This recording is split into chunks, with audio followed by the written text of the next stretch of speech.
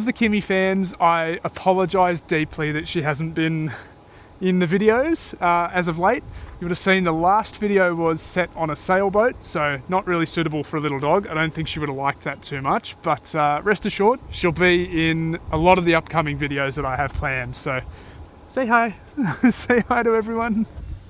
I probably put her down, she's getting a bit annoyed at me. Anyway, in today's video, I am doing a big upgrade on the power system. As you can probably tell, there's a portable solar panel there. There's also a larger DC to DC charger which I'm fitting to this van. Also, the van is in desperate need of a service. It's a little bit overdue, so hopefully it doesn't hate me too much for that. Big thank you to today's video sponsor, which is Renogy. They have sent me the solar panel and the new DC charger to test out and review. And then at the end of the video, I'm going to be doing a full review and show you exactly how I use this in the van. So keep watching and enjoy the video.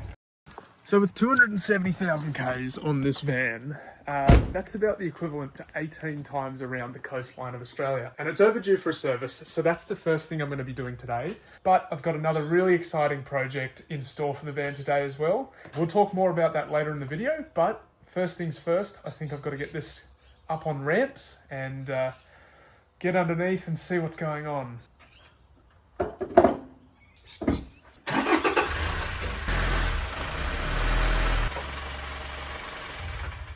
Alright, now, plenty of room under here. If any of you remember the video where I had help from Mile and we put on this nudge bar, we also fitted this underbody bash protection, and you can actually see it's taken a hit here. Seems to be doing its job quite well. It actually took me a little while to find where the oil filter was, and it's right up in here. And it's actually a cartridge filter. So not your standard screw-on filter, I guess. I'll show you what I'm talking about. So these are the filters that I got. It's all Ryco, not sponsored by them, but I wish I was because it's pretty pricey. As you can see, it's just a cartridge. And so you're supposed to pull that cartridge out and you replace the filter in there rather than the whole oil body like you would in a typical car.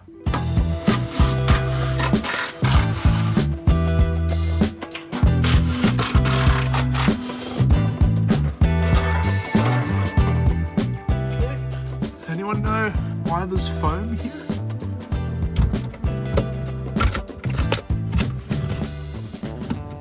This may not, whoa, let me grab you there.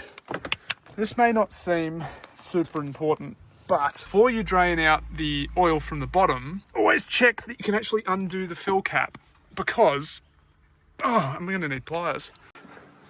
You always check that you can undo the fill cap first before you drain the oil out the bottom, just in case you can't get the fill cap open.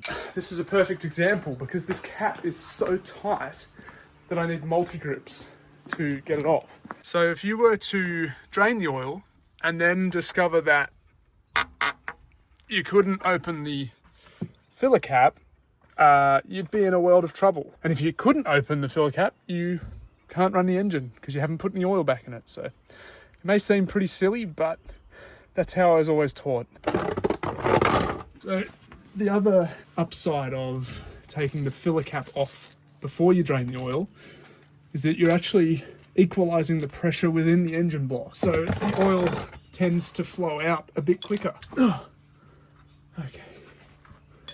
Hopefully I don't get covered in oil. Whoa. I don't think I've ever done a service and not got oil on my hands when doing this part.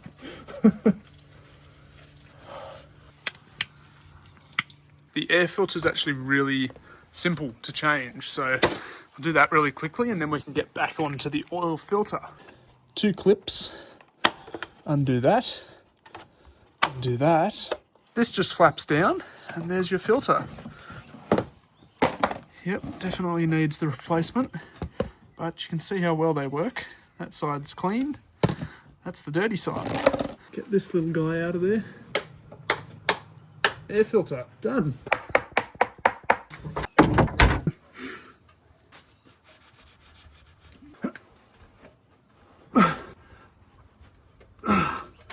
Seems like you might need a special tool. Steel bar acquired. There we go. Oh, hopefully it doesn't piss oil everywhere. I'm gonna get oily hands. Wow.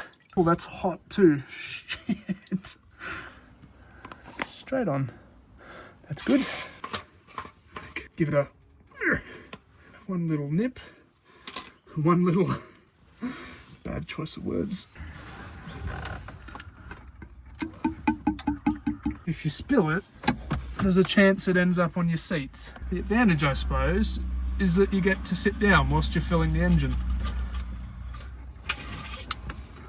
We're high at the moment, and that's because the oil filter that we just took off doesn't have any oil in it. Usually it would. As you saw, it was full of oil when we emptied it out. And some people will tell you that you need to prime the oil filter body. Certainly in some cars, I believe it is a requirement, although not in this one. So to prime that oil filter, I'm going to run the engine. Almost 2/3 up the mark. I think that's good actually, because the oil is not at operating temperature, which means that when it does get to operating temperature, it'll go higher up that stick. Hopefully it won't go above the full mark, because that's not really good. Anywhere between those two lines is perfect. The last thing I want to do is just get under here and check for leaks. That's dry. That's dry. This one's a bit oily, so I might give that a clean off first.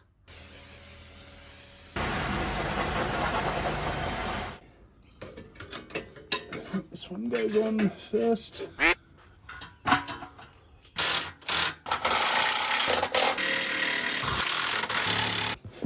I think I'm done under there. A man who needs no introduction. Miles here. You saw him in the last video, you probably saw him in the one before that, maybe a few others. Welcome. Next job now is the fuel filter. I was thinking this is going to be a lot more complicated than it actually is, and Mile, the genius that he is, he's got a very good brain on him. He said you probably don't have to pull any of this apart, and he's right. You just turn this little thing. That's locked out, so that just means if I undo this now, and there is pressure in either of these hoses, it won't spew out when I pull this filter body apart, or at least it'll be limited to what's in the body. Oh, nice. Well, that's a dirty filter too. Oh yeah. Oh my god, diesel everywhere. Get that out of here.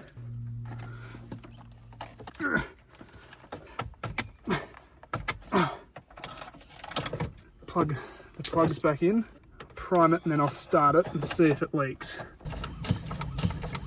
It seems as though you can prime it too much. It seems you can't over prime it. We just had the O-ring sat wrong. Anyway, we've primed it again. I've got the plugs in, taken the clamps off the hoses. Miles going to start it and we're going to see if it leaks. That seems good. Nice. Spilt oil on the top, and I also spilt diesel everywhere, so that needs to be cleaned up.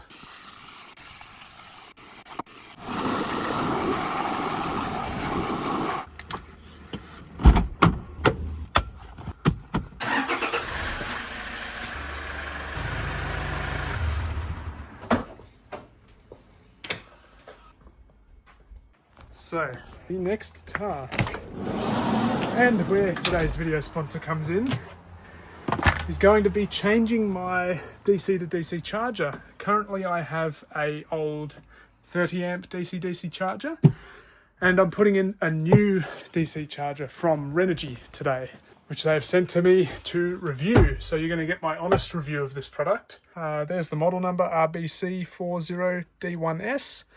This is the charger, which is actually off first glance a lot smaller than my current charger. Now, if you've been watching my videos, you would have seen that I recently did a massive solar upgrade on the roof of this thing. And I actually fitted this large solar controller to handle that panel. Now, this new charger, it won't quite manage that new solar panel. It's actually rated above 40 amps of output power, that panel. So I'm going to use the solar charge input of this new charger with another solar array. Excited to show you that. My existing DC charger, you can see the lights down there. It's in a real shit of a spot. So I'm not really going to film too much of it because I know it's going to be painful to get it out. There will be a lot of swearing and that's not really good for the algorithm. So it's only because of my poor design when building this van that it's been made this way. So I've got myself to blame.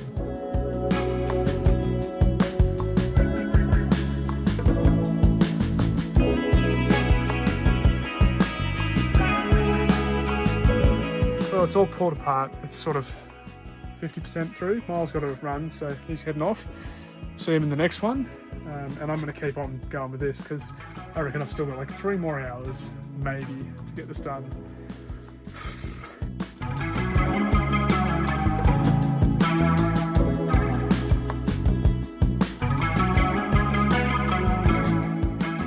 This is the new location for the charge controller. Now the best thing about this new charge controller is it actually has a solar input as well as a DC input. And what I've done is I've made an extension cable and then I can run this out and plug it into an external solar panel. It's not the best weather today to show you that working. So I think I'm just going to wrap it up today, and the next time you see me will be in the sun and I'll have the batteries all the way drained, and then I'll show you exactly how powerful this new charge controller is and solar setup. See you when it's sunny. Ah, you're back. You made it to the end of the video. I'm so proud of you for getting here. Come with me. I'll show you all how this works. First of all, I'll give you a little hello, Kimmy. Okay, so at the beginning of this video, I mentioned that I was doing a big power upgrade, which involves the solar panel and also the new DC-DC charger. I somewhat glossed over the install of the DC-DC charger. It was a bit of a process, so I didn't film much of it. So now I'll show you how it works, and then I'm also going to give it a real-world test. So I've had the air conditioner pumping in here, draining the battery down, so that I can get it low enough that we can get a full bulk charge into the battery using the solar panel on the roof, the new portable solar panel, and I'm also going to do a test where I use the solar panel on the roof and the DC-DC charger as well, and see whether we can charge at 1 kilowatt. So yeah, come with me. All right, in the back, under the bed, that's the new DC-DC charger. As you would have seen in the video before, I used to have it mounted in the side cabinet, really buried. It was kind of hard to get to. So I decided to totally move it and make it a bit easier to work on, a bit easier to get to.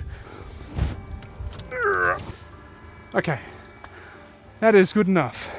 Quite a tight little spot to get into. I've put all of the connections on Andersons. They're rated for 50 amps each, which is totally fine. And then I've run a big fat cable back to my distribution panel. This is where all the fuses for the outputs and inputs from the lithium battery are. And that runs in one big fat cable back to the positive. And then you can see where the old charger used to be. There's now space. I want to do a test, and that's where the portable solar panel comes in. And so for the input side of the solar, for the DC-DC charger, I've just put an Anderson plug down there, and then I've made myself an Anderson to Anderson extension, a Anderson to MC4 solar connection adapter, and that allows me to plug the extra 220 watts of solar into the battery, as well as the 580 on the roof. So in effect, that means there is 800 watts of solar at my disposal. So I want to see how much that pumps into the battery now. I've got this plugged in now. This is running through the new DC to DC charger. And we're getting, can you see? We're getting 12.8 amps. Now I'm going to put the solar on the roof on, and you'll see that number jump up. Okay, looks like it's settled around 46 amps. So that is 46 amps from the sun, totally free. My next test, and what I'm curious about, is how much I can get out of it whilst running the engine, because that'll be able to put in the full 40 amps through the DC-DC charger. I'll then be getting as much solar from the roof as it's capable of, and we'll see how quickly that charges. Okay, 72.8 amps. 982 watts. We're really close to a kilowatt. Like, that's some serious charge going into that battery. I want to see what that panel says when it gets to 1,000. Does it go 1,000 or does it start displaying in kilowatts? It's my next attempt. How do you think we've done? So close.